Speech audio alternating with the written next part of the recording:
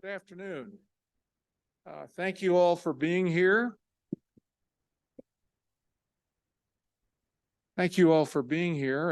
This is the annual meeting of the Viet Greyhawk Residents Foundation.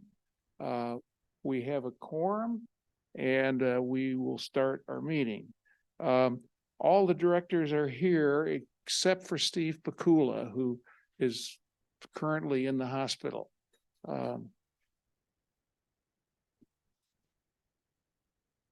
The minutes of the January 30th, 2023 annual meeting were approved by email in February 2023. I want to give special thanks to Jennifer Smith, who's sitting on my left. She is the secretary of the foundation, and as interim president, she has been holding my hand through this process and steering me in the right direction, which she will tell you was a lot of work. Now, in addition to the directors who are here, I want to point out particularly Ellie Fields is nominated for a second term. Her term ends this year. Liesl Nolan is also nominated for a second term and is here.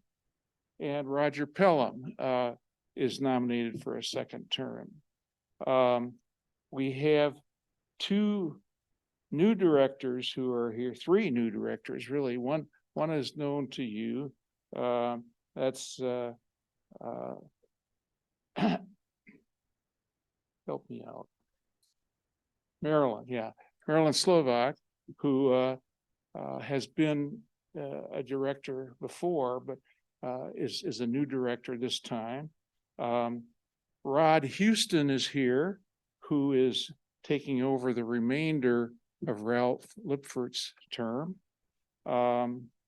And I think that pretty.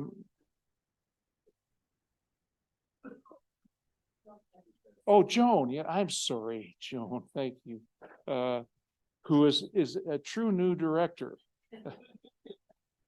Actually, Rod is as well, although he was nominated in a previous year, and as it turned out, they had just one more space and one less space than they had candidates for. So he agreed to, all of these people I should mention were approved by the nominating committee.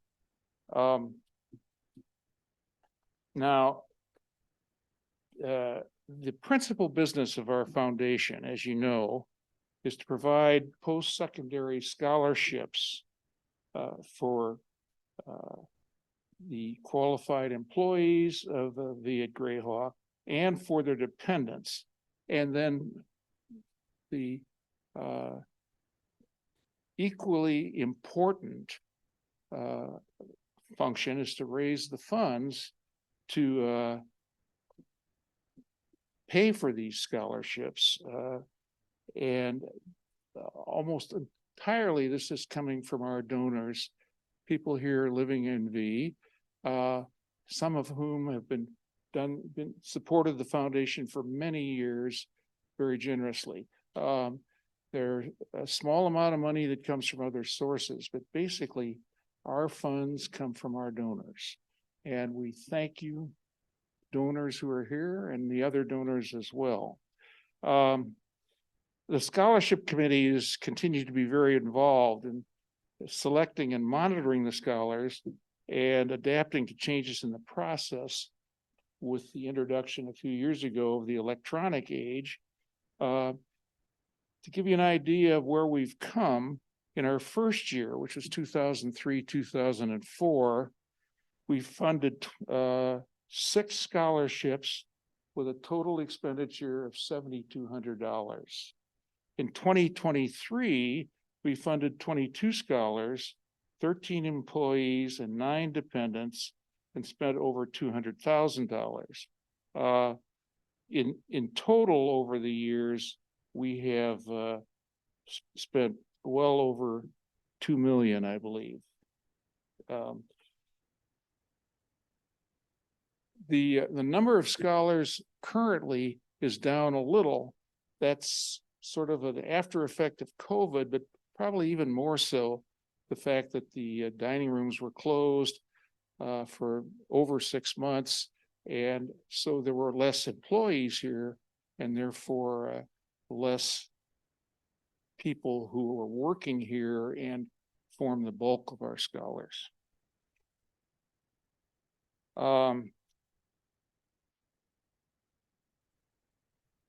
The development committee is the one that's primarily responsible for arranging and putting on the events that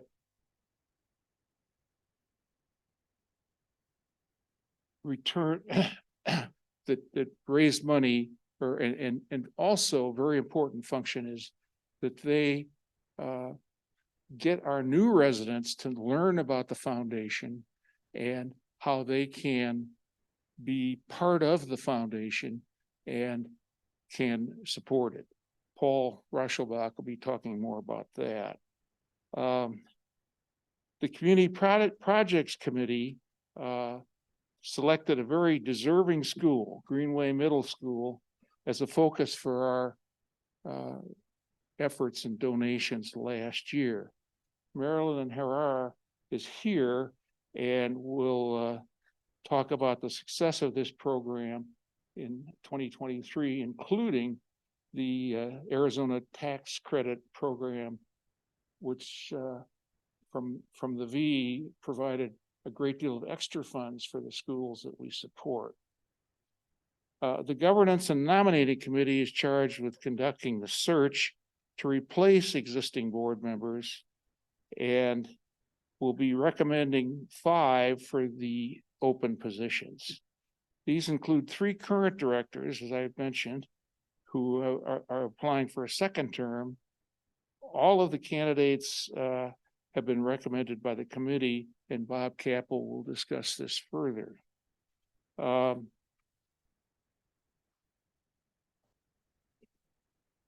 Next, I'd like to have Roz come up and talk to us about the financial report and the treasurer's report.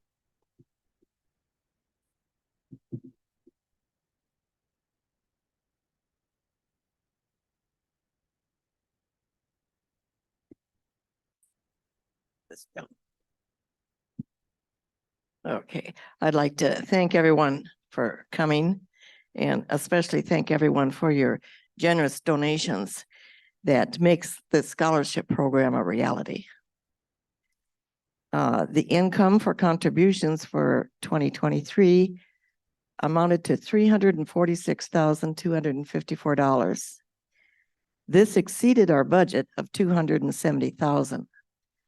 We received an estate award of $100,000, of which we were notified of this in 2022. Of course, this generous donation put us well over the budget.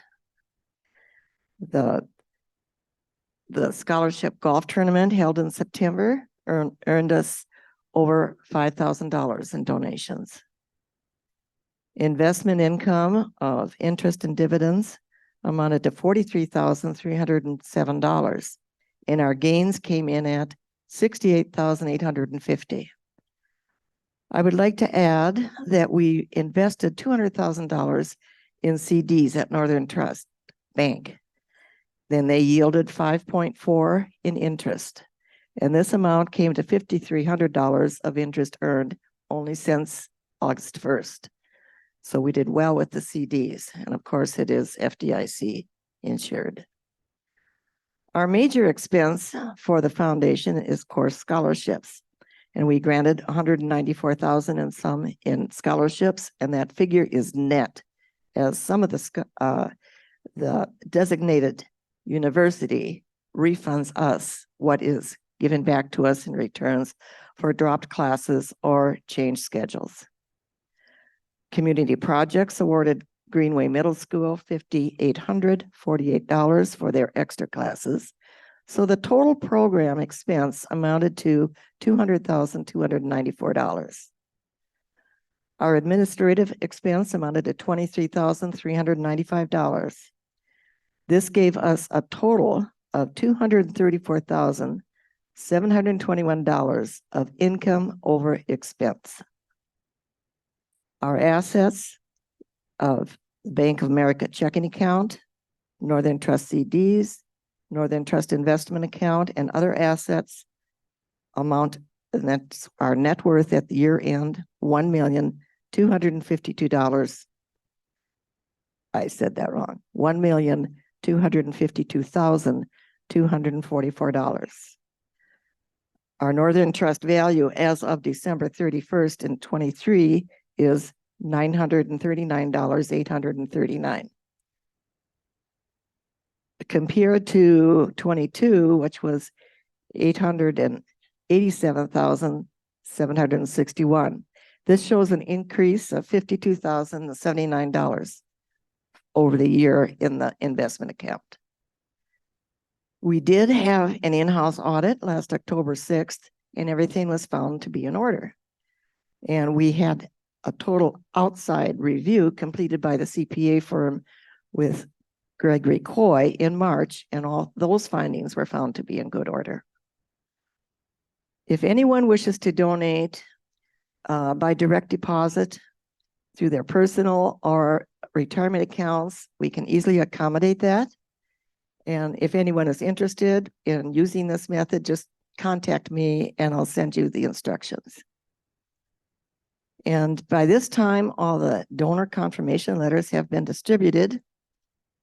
And if you have any questions, I've already heard. There may be more out there. There really wasn't too many, but okay.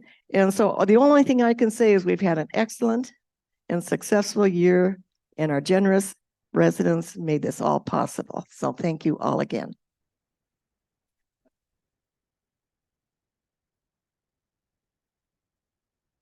Next, I'd like to ask Liz Kendall to come up and give the scholarship committee report.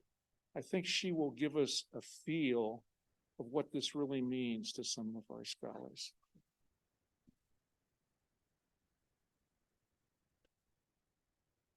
Well, thank you, Jim.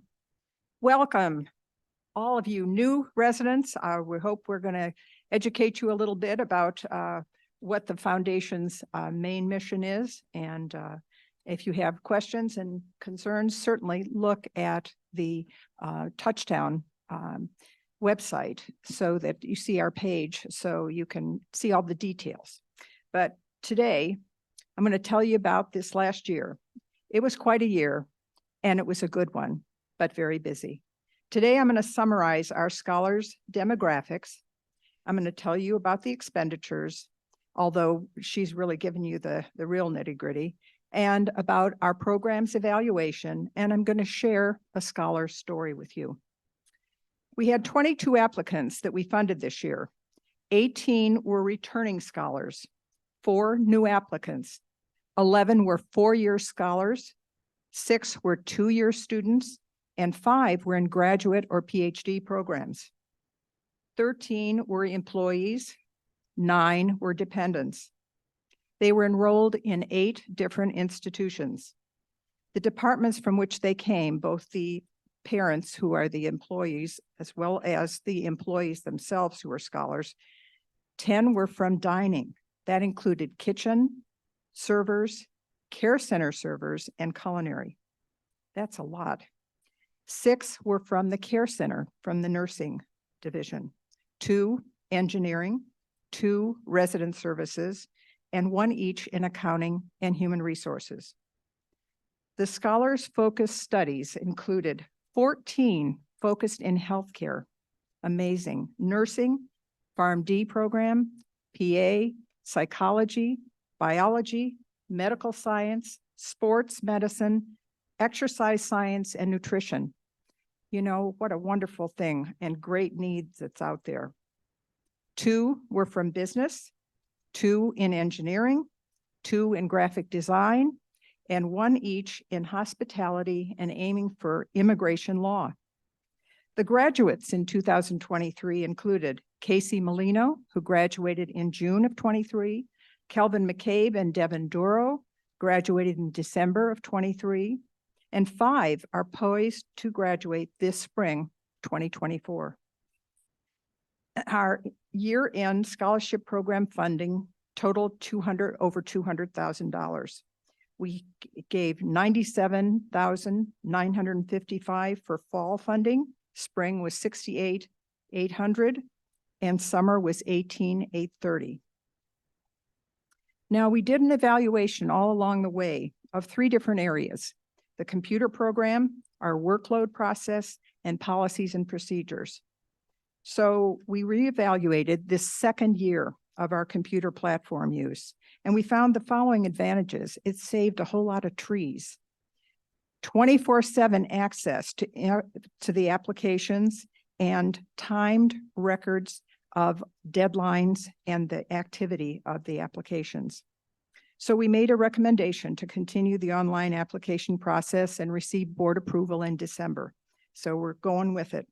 It's also a good brain exercise for our members, you know, learning new skills, and old dogs can be taught new tricks.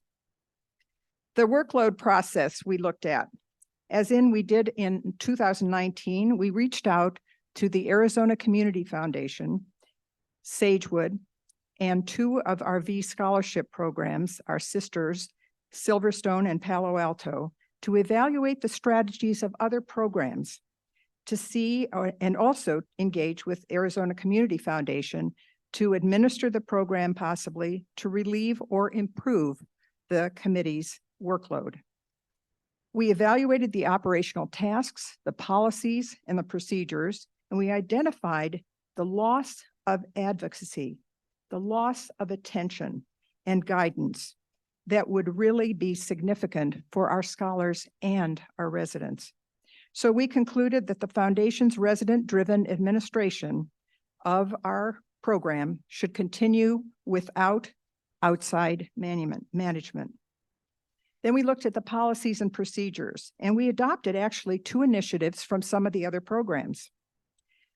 Part of our scholarships update of the policy and procedures, we added a delayed start or deferred funding policy by extending the employee or dependents to be eligible for spring and summer funding, and also extended their initial hiring date and the accrual of their 6-month work average eligibility. Another strategy recognized that there was a significant employee turnover, and that necessitates more information to get out to employees. So our members in February are going to hold informal one-on-one information sessions in both the Care Center and the Lodge for employees. Now, I'd like to tell you a scholar's 5-year academic journey with us. I'm going to use the name Misha. It's a name that she gives herself. You're not likely to know or see her or her mother, who's the employee. Misha is a dependent, and her mother works in memory support over in the Care Center. In 2018, Misha's mother came to the then chair, Jane McGrath, to request a test interview. She was worried that Misha's difficulties making eye contact, interacting socially, and communicating in a group might disqualify her scholarship opportunity. Though clearly stressed, Misha got through it and entered the more supportive and smaller campus of a community college with a focus on graphic design. So with each year's interview, progress reports, and close oversight, she showed increasing self-confidence, enhanced communication, more comfortable, and she performed well academically. She shared her art projects with us online, thrilled with our interest and support. With fear and trepidation, Misha stepped up to dormitory living and the huge campus at Grand Canyon University. That was a huge, huge step for her. In interviews and reports, she admitted challenges socially, but I'm working through them. She persevered, performed well, and last year notified us of her graduation due May of 23. However, she stumbled. So I'd like to read you part of her June essay that will reveal her setback. I understand that this is all disappointing to hear. And again, I want to deeply apologize for failing to meet the academic expectations. However, there is a silver lining to all of this. I'm taking full responsibility for this. And after talking with my advisor, I'll be retaking both classes in the spring to make up for the low grades. I tend to end up being my own biggest critic. And so when I found out I came up short this semester and will no longer be able to graduate on time, I really did beat myself up for it. But it didn't feel right just for me to throw in the towel at this late date, so close to the end. I'll hold myself accountable and I'll do better than I did in the previous semester. This has just been yet another bump in the road during my academic journey. I cannot thank everyone in Grayhawk enough for their patience, their empathy, their understanding throughout all the good and bad that has happened to me throughout these years. I promise that we are indeed finally reaching the end of the journey, and I can only humbly ask to please keep your faith and confidence in me. So in her last interview, Misha invited us to GCU's Senior Showcase, where the 60+ graphic designers, students compiled, displayed, and explained their works out in the arena lawn to hundreds of family members, students, faculty, and friends. 3 scholarship members attended. Misha was thrilled. She even commented that we were there before her parents. It was amazing to see her interacting and socializing within such a huge group. Her resume cites the foundation proudly as an award. We encountered her parents there, who expressed their deepest gratitude to the foundation for the support. They emphasized that the personal interest and guidance of equal importance to the financial support. This demonstrates the many benefits of our resident-driven scholarship program. It shows how the more personal attention, advocacy, and support strengthens, motivates, inspires confidence, and the can-do attitude in our scholars. It demonstrates how scholars, even those you do not see or know, feel and know that many are involved in their journey.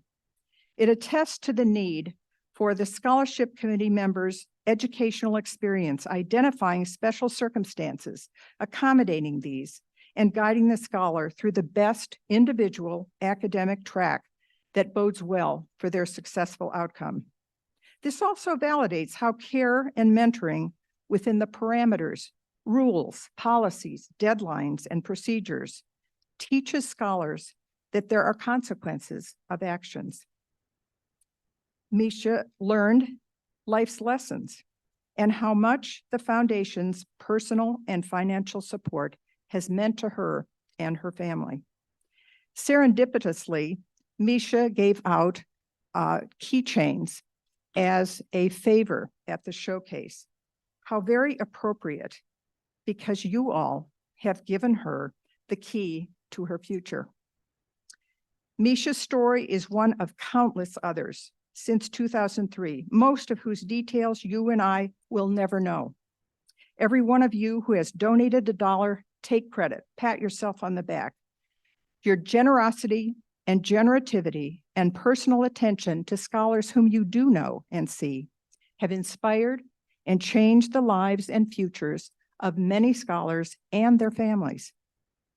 I'd like to acknowledge and pay the highest respect to the leaders who have shouldered the workload, the former developer and chairs who operationalized the scholarship program's stunning and widely renowned success. Jane McGrath, the developer, Eileen Hackenios, who transitioned us from one person to a team effort, and Marilyn Slovak, who led us into the technological world of an online computer scholarship management program. And thanks and many, many kudos to our 2023 hardworking committee, Carolyn Holden, Bob Capel, Roger Pelham, Marilyn and Eileen are invaluable advisors. And now I'm going to really highlight the following, which bears great repeating. The legacy of past and present V residents have awarded over $3.3 million to 250 scholars with a total of 650 scholarships to date. Pretty darn amazing. This report is available on Touchtown, as you saw from your agenda, and I would encourage you to also get into Touchtown and read through our policies and procedures that give you our schedule and our outline for eligibility. And as well, if there are any other documents related to fewer scholars perhaps, or our outside management, I'd be happy to get those to you upon request.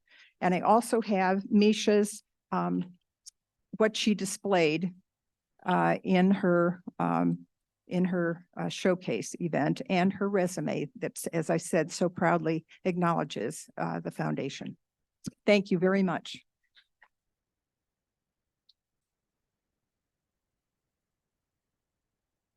Thank you, Liz. Next, I'd like to have Development Chair Paul Rauschenbach come up and give his report.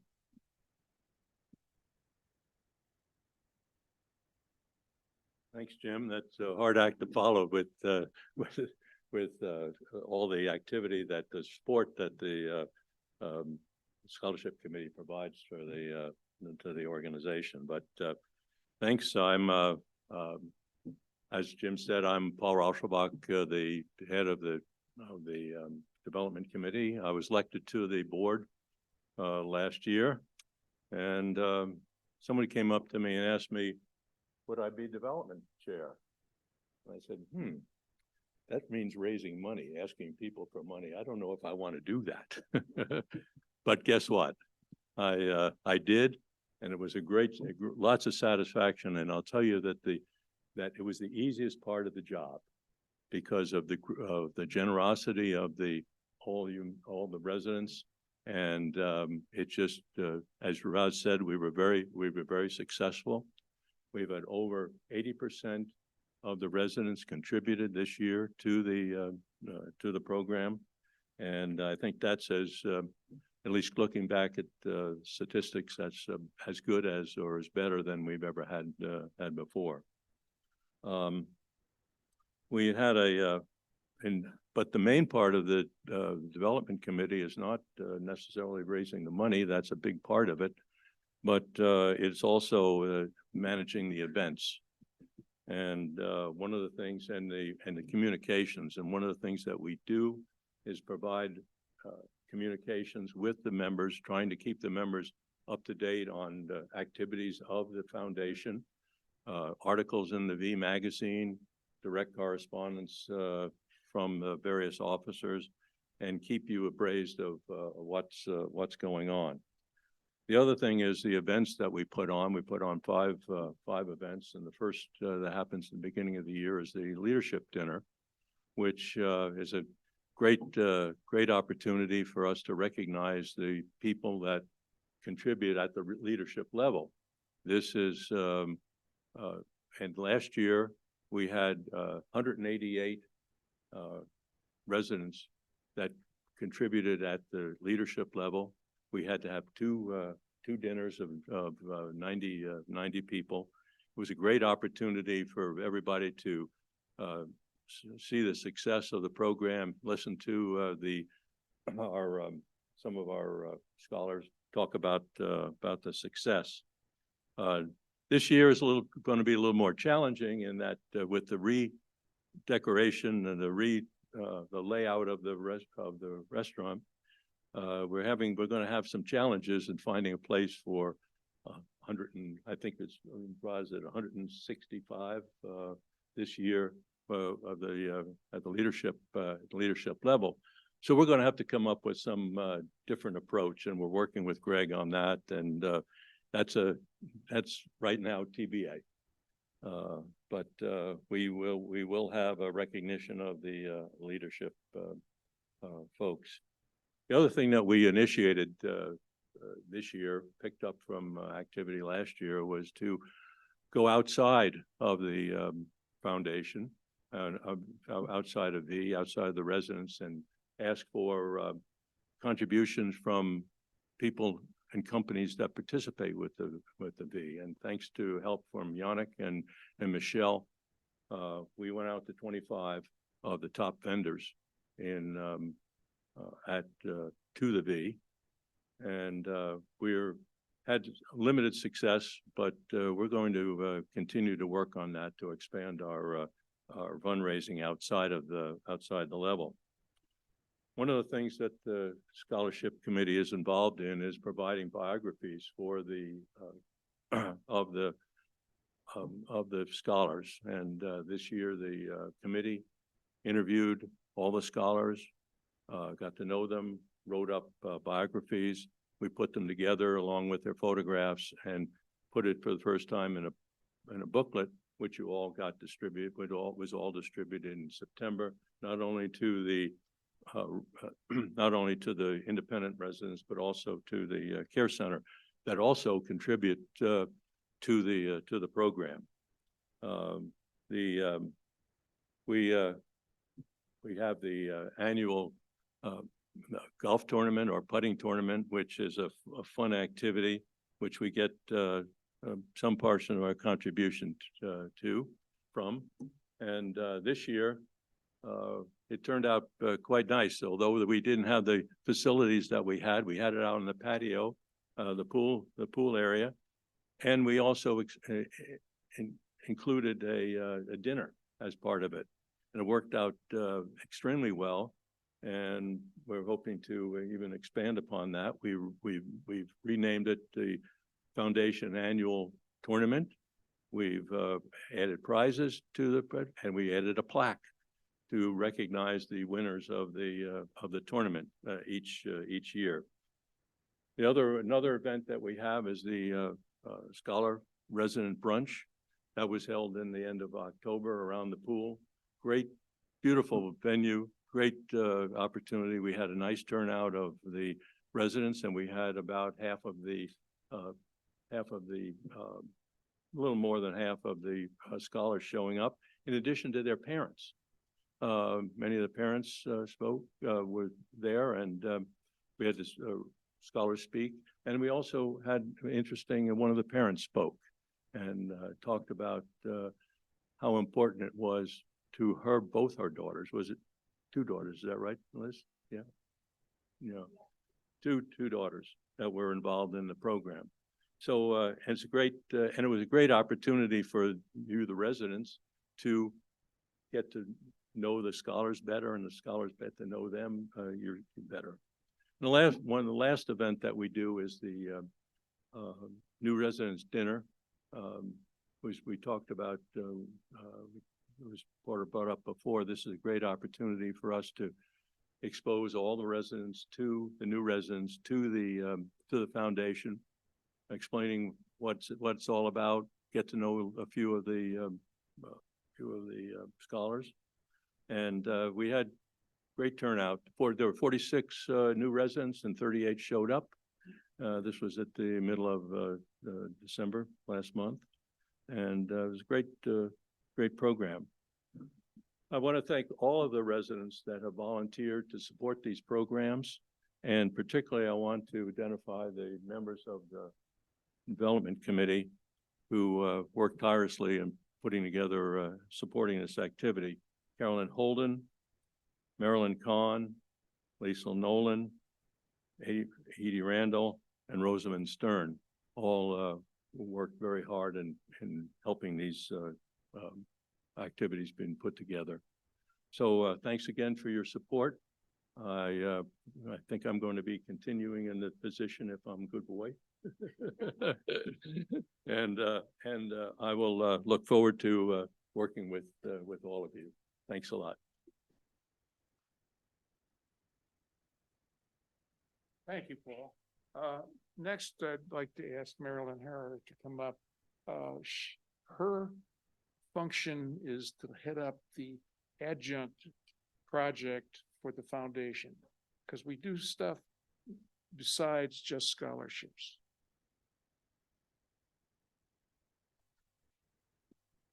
Can you hear me all right? No, down. Oh.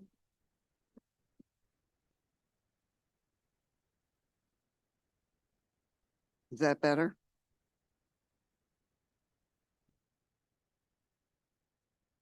I'm not used to speaking with a mic. I usually use my teacher voice. So I'm Marilyn Harr, and I went to one meeting of the Community Projects Committee, and lo and behold, I've been chairman of it. So since the Community Project Summary Report was given to the Board of Directors on December 7th, 2023, our committee has had 2 additional meetings. And at our latest meeting on January 12th, 2024, we had Mr. Ontiveros, the principal at Greenway Middle School, and Stacy Alejo, who is our grant coordinator there. We had them come to give us firsthand information. And as of now, Greenway Middle School has received over $9,000 in tax credit money. The majority has been given by V residents, their friends and relatives. And any of you are interested in forms, I have them. Up until this time, they had not had anything because of the parents of the children that attend the school have no extra funds, and many of them are not US citizens. And it's easier for them to use tax credit money than it is some of the grant money that we supply. And here's some of the ways that the tax credit funds have been used. They've purchased medical supplies for the nurse's office. They've gone on field trips, which they had not been able to do before because it costs $180 to $200 per trip, and more if there's an entrance fee, such as $75 per student, as there was for the All-Star basketball game recently. The athletic director, who's been at the school for 18 years, was overwhelmed that they could participate and also win the game. 2 additional security cameras for the campus have also been purchased. Now the 5 programs that we're supporting this year with grant funds have been very successful. The culinary arts program has had an increase in participants, and the most important item that they were able to purchase this year was a new refrigerator to replace a broken one. And then they have also bought additional pots, pans, blenders, stand mixers, and other cooking utensils. Another committee is the Social Emotional Committee, and it's very grateful for the purchase of materials that help students learn skills for anger management, impulse control, and stress alleviation.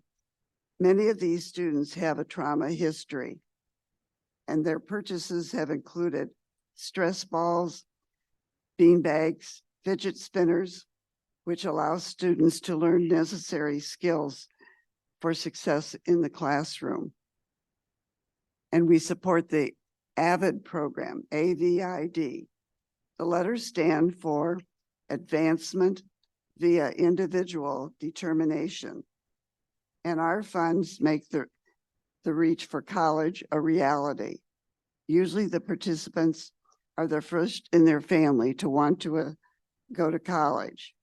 It gives them help in gaining confidence in their abilities and to take ownership of their learning. They purchase school supplies, binders, student incentives, and field trips. AVID promotes a college and career-going culture on the campus, and it's only offered at 3 middle schools in the Paradise Valley United School District. A new program this year is the guitar program. The participation has more than doubled since it was started as a lunchtime class. Guitars and ancillary supplies and equipment, plus a total curriculum, have been purchased. It has become very popular. and the students must attend in-school tutoring twice a week in order to participate in any of these programs. This has had a very positive effect on the entire school. As her school rating had increased from a D to a C last year, they tried for a B this year. They missed it by 2/100 of a point. Their appeal was denied, but they plan to try it again next school year. And now to entice more teachers to apply for one of our grants, Mr. O is devoting March 18th staff meeting to Wishes for Teachers. Stacy will help the teachers with the application form, and Mr. O plans to dress up like Santa. So respectfully submitted, Marilyn Haar, Chair.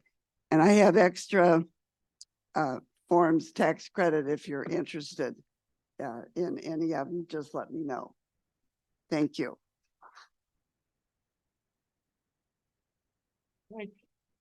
Thank you very much. I think most of you, maybe all of you, know about that tax credit program. But if you pay state taxes in Arizona, any money that you give to a tax credit program like this is equally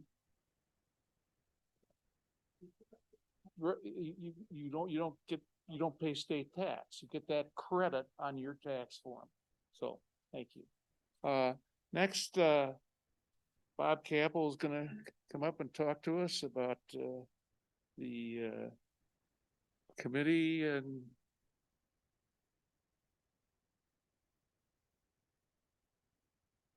Well, it's good to see such a great crowd here and interest in the foundation. We had 5 openings on the board of directors this year, and we were fortunate to have 12 residents volunteer to serve on the board. And fortunately, a lot of those, even though some of you didn't get on the board, you learned a lot about our committees, and that the committees really do the work. The board members just attend the board meetings. That's not true. We're on a lot of the committees. So it's a working board, and I really appreciate all of you applying to be board members.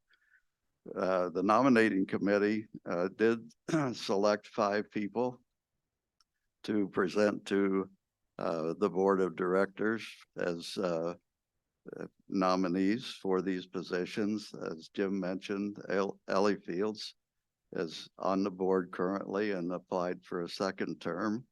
She's a retired nurse and accountant, and she works with Roz as a treasurer. Liesl Nolan is completing her 1st term and has applied to serve on the term again. And Liesl, I know, has been secretary and is very active on the board. Roger Pelham has been on scholarship, I think, for 3 years of your term, and been very active and helpful in everything, especially the policies and procedures. So Rogers wants to continue as a board member. So those 3 were selected by the nominating committee, along with Marilyn Slovak, who really pioneered the online computer program for students, and then made us all go on as a student and go through it. So that's been really helpful. And Marilyn she was on the board previously, but after 2 years as a scholarship chair. Yeah. She decided to take a rest for a period, but now has applied to be back on the board again. So the nominating committee certainly welcomes Marilyn. And the new member, Joan Castle. Yeah, I've known Joan for 20-some years. She's a retired teacher, 30 years in, in Michigan, and served on the Michigan Education Association for 20 years. So she's very familiar with the scholarship opportunities and is joining the scholarship committee. So thanks, Joan. And so those five nominees, Ellie, Joan, Liesel, Roger, and Marilyn, were recommended by the nominating committee to the board of directors, and they approved us to present those people to you, the members, to vote them, express your vote for them to join the board. So I would ask for nominations from members, for one of the members to a motion to approve these five members to join the board of directors. Okay. And is there a second? Right. So we have a motion and a second to approve these five new members of the board of directors. All in favor signify by raising your hand. Those people are elected. It looked unanimous. So thank you very much. We do have two new board members, Joan, and as Jim mentioned, Rod was elected by the board of directors to serve out the term of Ralph Lippert, who has taken care of his wife as she's gone through shoulder replacement surgery. And he's now the chief cook and bottle washer and driver. So so thanks, Rob. But anyway, I think for a new resident orientation that Liz and I'll try to put together, we'll get together with Joan and Rod and get that going for you in the next week or so. Right.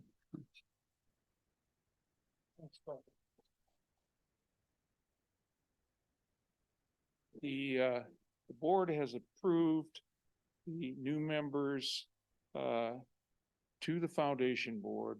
And so that's taken care of. And as Bob says, they still have some work to do, and that is to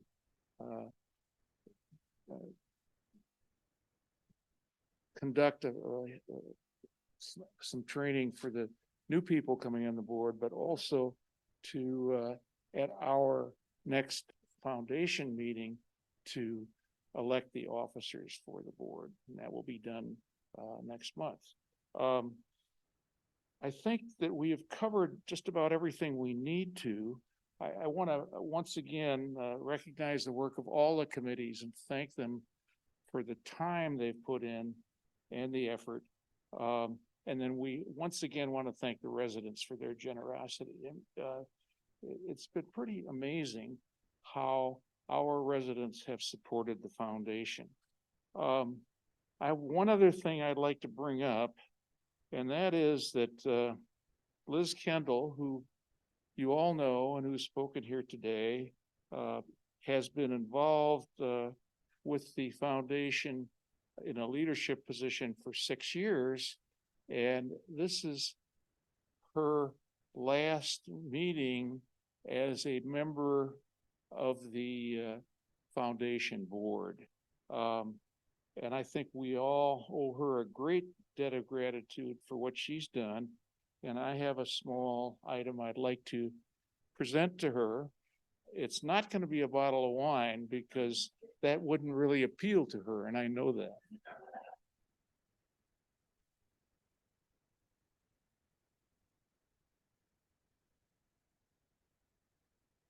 Liz, if you could just come up and get this.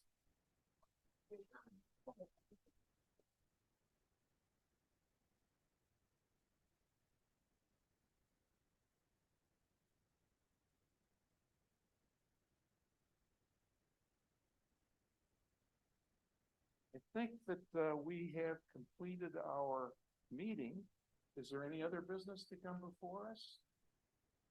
Hearing none, is there a motion to adjourn? Motion, a second? All in favor? That sounds unanimous to me. Thank you for coming today.